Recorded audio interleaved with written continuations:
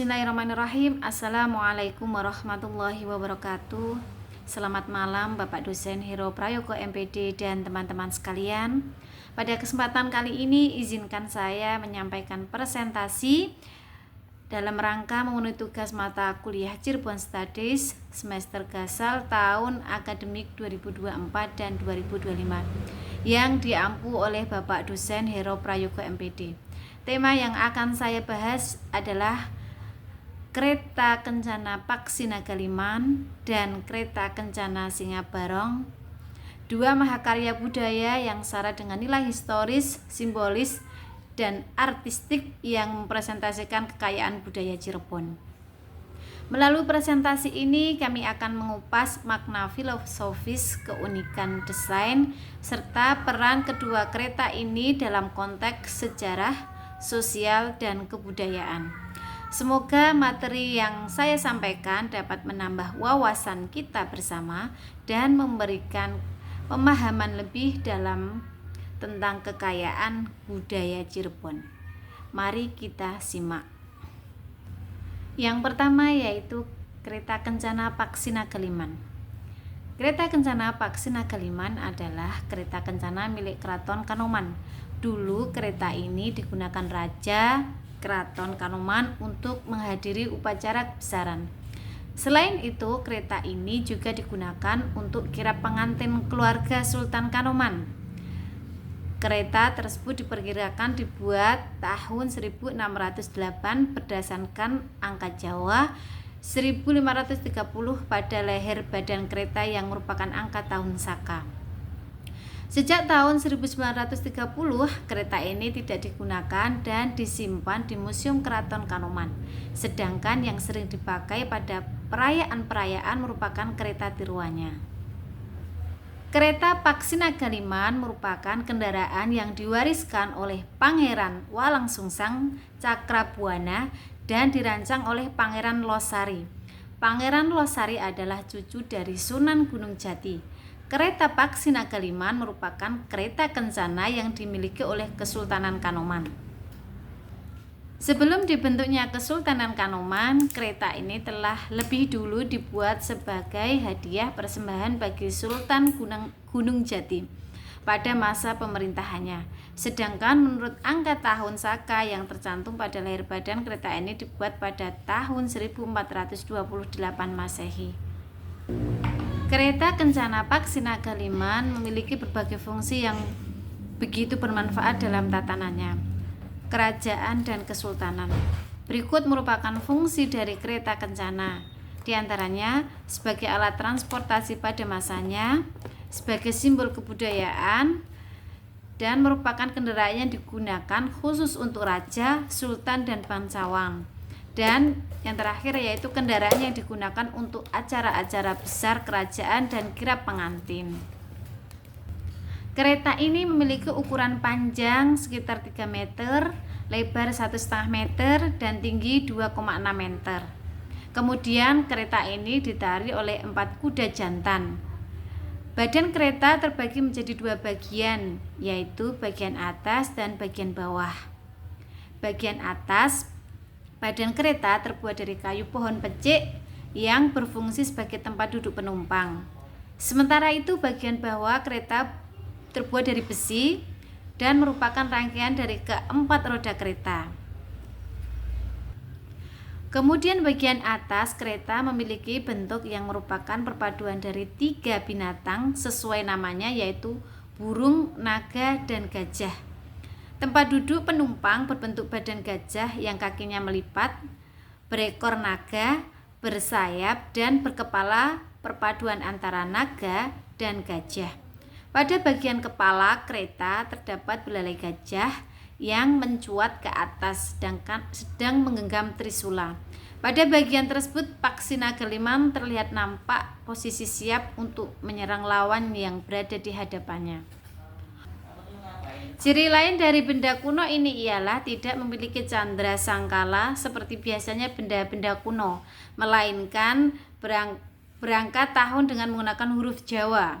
Diperkirakan dibuat pada masa pemerintahan Panembahan Ratu Hal yang sama adanya peninggalan roda kereta bekas tunggangan Panembahan Girilaya atau Panembahan Ratu II yang ditemukan di Kampung Pakalangan atau sekitar Gunung Sembung, Cirebon. Kereta Kencana Paksi Nagaliman yang kini menjadi salah satu simbol kebesaran Keraton Kanoman mencerminkan perpaduan konsep magis dan filosofis. Desainnya melambangkan harmoni antara dua bawah atau air yang diwakili naga, dua tengah atau tanah oleh liman, dan dua atas atau udara oleh burung. Awalnya diduga kereta ini adalah tandu atau jampana yang kemudian dimodifikasi dengan roda berpengaruh Cina dan Eropa, menjadikannya kereta kencana anggun penuh kewibawaan. Sejak tahun 1930, kereta ini tidak lagi digunakan dan disimpan di Museum Keraton Kanoman. Namun masyarakat Cirebon tetap menghormatinya sebagai benda pusaka dengan kekuatan gaib, sering mengusapkan sapu tangan ke badan kereta sebagai ritual mencari berkah. Karena kereta aslinya sudah keropos, replika dibuat oleh Dr. Andes Kabul Suadi pada tahun 1986 untuk dipamerkan di Kanada. Setelah itu replika ini menjadi koleksi Museum Negeri Provinsi Jawa Barat, tetap dilestarikan sebagai representasi warisan budaya yang mengingatkan pada kejayaan masa lalu. Kemudian yang kedua yaitu Kereta Kencana Singabarong.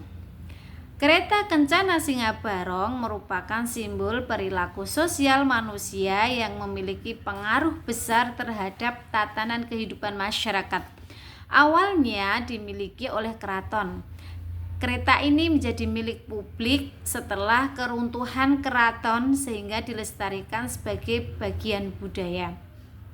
Selama 2 abad, kereta Singabarong diadopsi masyarakat sebagai media komunikasi visual untuk meningkatkan perekonomian seperti dalam industri batik, wayang kulit, lukisan kaca, dan topeng. Pada awalnya kereta ini berfungsi untuk mengangkut hasil pertanian dan buruan. Namun di era kolonial fungsinya bergeser menjadi simbol kebanggaan atau regalia bagi para raja termasuk Sultan Cirebon. Dibuat pada tahun 1649.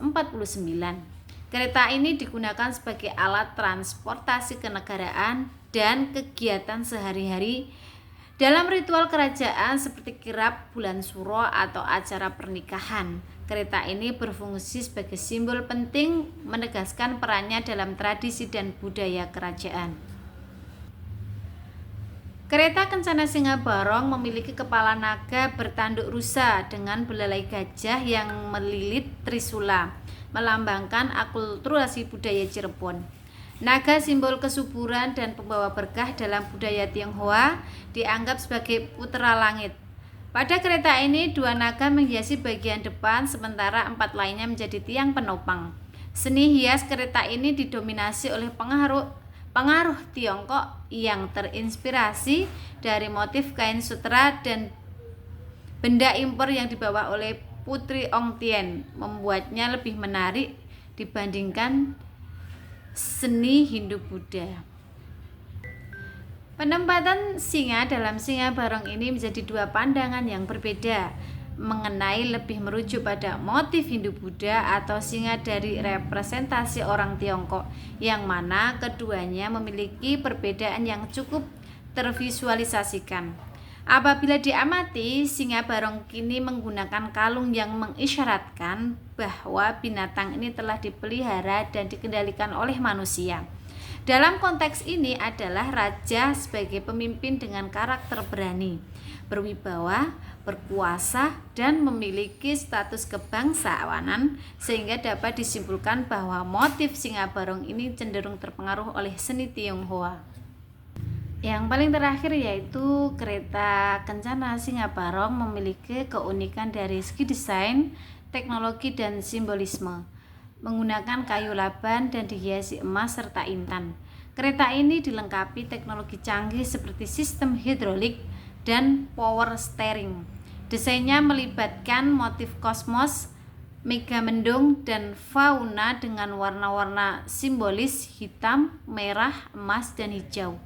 Kereta ini juga menyimpan mitos masyarakat seperti kepercayaan mengenai kesuburan dan fenomena magis. Kini dimuseumkan sejak 1942. Kereta Singa Barong dirawat melalui prosesi jamasan. Kereta ini tidak hanya menjadi bagian dari sejarah dan budaya, tetapi juga simbol dakwah, edukasi, dan pariwisata, mencerminkan kekuatan, kesaktian, dan kemajuan teknologi pada masa lalu. Demikianlah presentasi yang dapat saya sampaikan mengenai kereta Kencana Paksi Nagaliman dan kereta Kencana Singa Barong. Kedua kereta ini tidak hanya menjadi simbol kebesaran dan kemegahan budaya Cirebon, tetapi juga mengandung makna filosofis, historis, dan seni yang luar biasa. Saya berharap apa yang telah saya sampaikan dapat memberikan wawasan baru dan menambah pemahaman kita semua mengenai kekayaan budaya Cirebon serta pentingnya melestarikan warisan budaya ini untuk generasi yang mendatang. Saya mengucapkan banyak terima kasih dan atas perhatian yang telah diberikan, dan saya memohon maaf yang sebesar-besarnya apabila banyak kesalahan dalam menyampaikan karena literasi yang saya dapat. Terima kasih. Wassalamualaikum warahmatullahi wabarakatuh.